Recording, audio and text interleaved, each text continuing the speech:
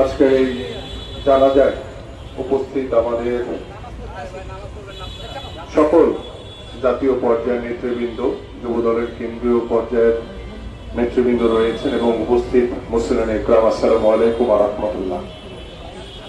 আসিফ শিকদার আমাদের অত্যন্ত কাছের একটি ভাই ছিল। গত 28শে অক্টোবর যখন 2রা নভেম্বর আমরা কাশিমপুর জেলে ছিলাম, তখন ওই আসিফ আমাদের সাথে জেল খেটেছিল এবং দলের জন্য একজন নিবেদিত প্রাণ ছিল।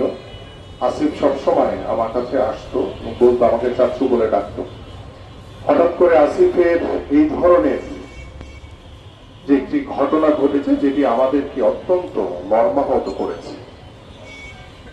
আমরা পার্টির পক্ষ থেকে, দলের পক্ষ থেকে ইতিমধ্যে আমাদের সিদ্ধান্ত হয়েছে যে এই আসিফের যে চলে যাওয়া এবং আসিফের এইভাবে যে মৃত্যু, এটার পিছনে কে বা কাহারা জড়িত রয়েছে সেটা সুষ্ঠু তদন্তের মাধ্যমে তাদেরকে অবশ্যই আইনের আওতায় এনে তাদের বিচার করা হবে। এবং আমরা ইতিমধ্যে পার্টি থেকে সিদ্ধান্ত হয়েছে, আমরা লিগ্যাল ওয়েতে আমাদের যে এই যে হত্যাকাণ্ড হয়েছে, যে মৃত্যু হয়েছে, এটার একটা লিগ্যাল ওয়েতে আমরা পার্টির পক্ষ থেকে মামলার মাধ্যমে আমরা সেই মামলার কার্যক্রম আমরা পরিচালনা করব।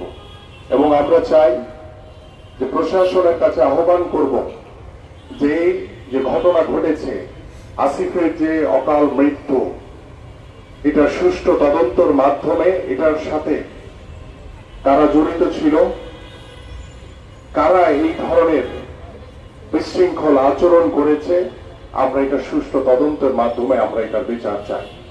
কারণ আপনারা জানেন যে গত 17 বছর দীর্ঘ ওই স্বৈরাচার আমলে বাংলাদেশ জাতীয়তাবাদী দল বিএনপি এদেশের সাধারণ মানুষকে নিয়ে প্রত্যেকটি আন্দোলন সংগ্রামে সবার আগে রাজপথে ছিল।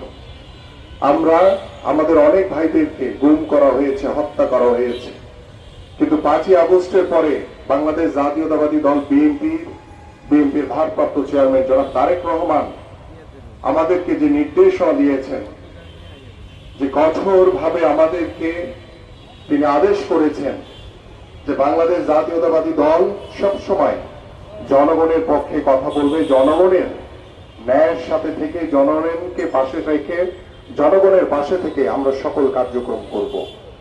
আমাদের মাননীয় ভারপ্রাপ্ত চেয়ারম্যান বলেছেন, যদি আমার দলের কেউ যদি কোনো অপরাধ করে